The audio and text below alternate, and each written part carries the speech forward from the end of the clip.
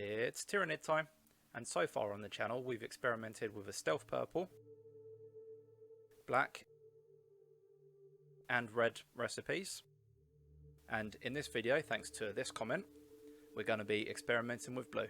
First up we have the simplest method, which starts with a Wraithbone Prime, and then for the blue I wanted something special, so I went with the Magic Blue Speed Paint from the Army Painter, which gives a fantastic result for basically no effort.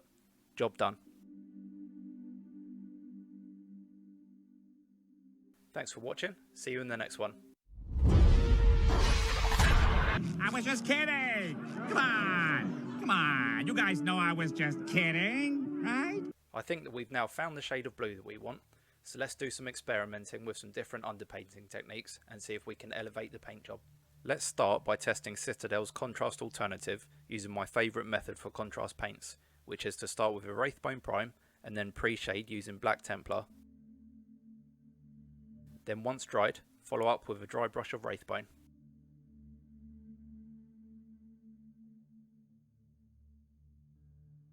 The final step is to glaze on the final colour, for which I have chosen Talisar Blue.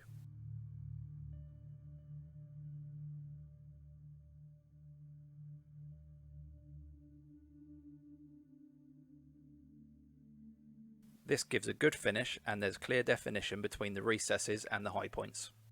But the transition between the two could be smoother, so let's try another technique. And for this I'm going for the dry brush and glaze technique, which is commonly known as slap chop. This starts with a black prime, followed by an overbrush of grey,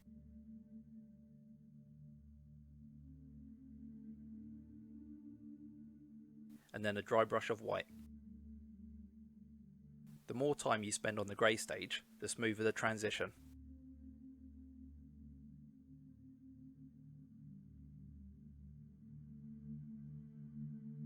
Now for some magic. Blue, that is. Glaze this on.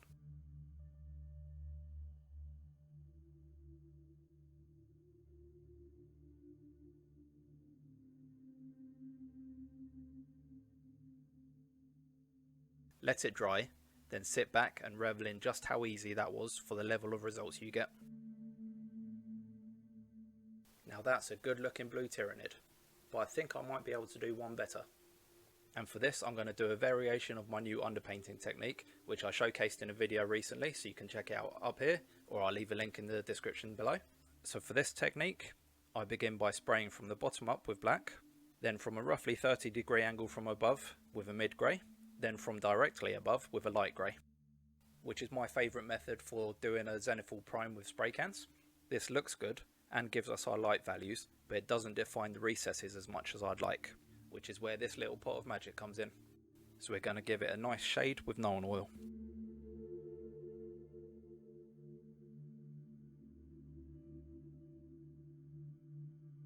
For those of you that have already seen my underpainting video, this is where the variation comes in.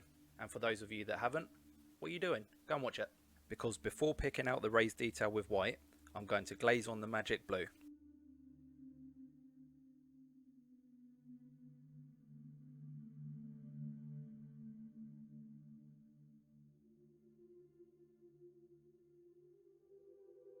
I came up with this recipe when I was painting the guitar on the Goth Rocker and I liked it, so I wanted to try it on a larger scale. Once it's dry, you can see we already have a fantastic result and this interesting transition from blue to almost purple in the darker regions underneath. Now if you're happy with this, then you could just leave it there, but I wanted to continue. So now I'm going to dry brush over this with white. This picks out the raised surfaces and highlights the edges for us. Then once that is complete, the last step is going to be to glaze on some plasmatic bolts.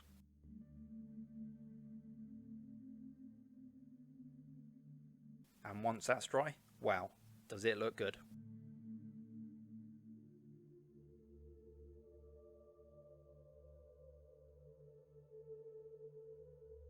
Now I don't mean to blow my own trumpet, but I think that is the best looking blue bodied Tyranid I've ever seen. I reckon that recipe would also look really good on a Space Marine. In fact, if anyone watching this has any unpainted Space Marines and would like to give this technique a try, then please do so. I'd love to see the results. I will leave the link to my Facebook group in the description below, so please post it on there. Right, and now that that's done, I don't think I can do any better than that with underpainting and glazing. So for the last blue recipe, let's go old school, because I hear that there's some people out there who prefer using acrylics and building up layers of colour. So for this final one, I'm starting with a grey sear prime, and then giving it a base of Thousand Suns blue.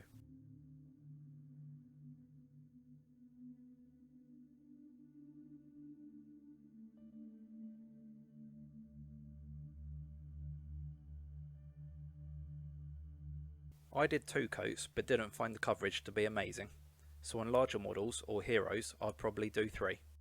Then to darken down the recesses, give it a coat of Drakenhof Nightshade.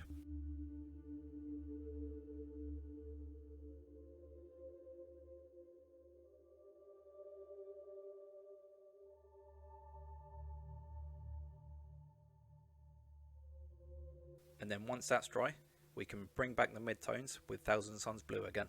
Thin it down with some water, and then apply a thin coat to anywhere that is raised or would catch more light. I use scratchy patterns to add some texture.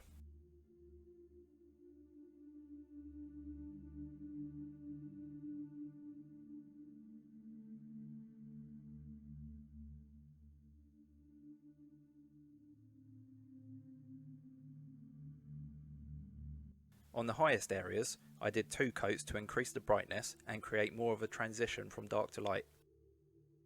With the mid-tone established, it's time for the first of the highlights, which I did use in Araman Blue. Again, thin this down with water.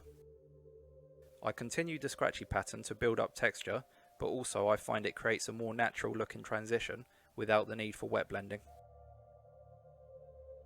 And whilst you're using the Araman Blue, do any edge highlighting during this stage.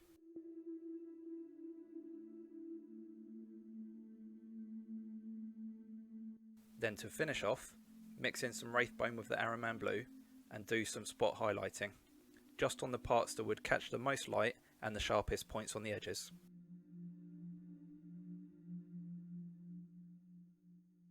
And you'll get something that looks like this.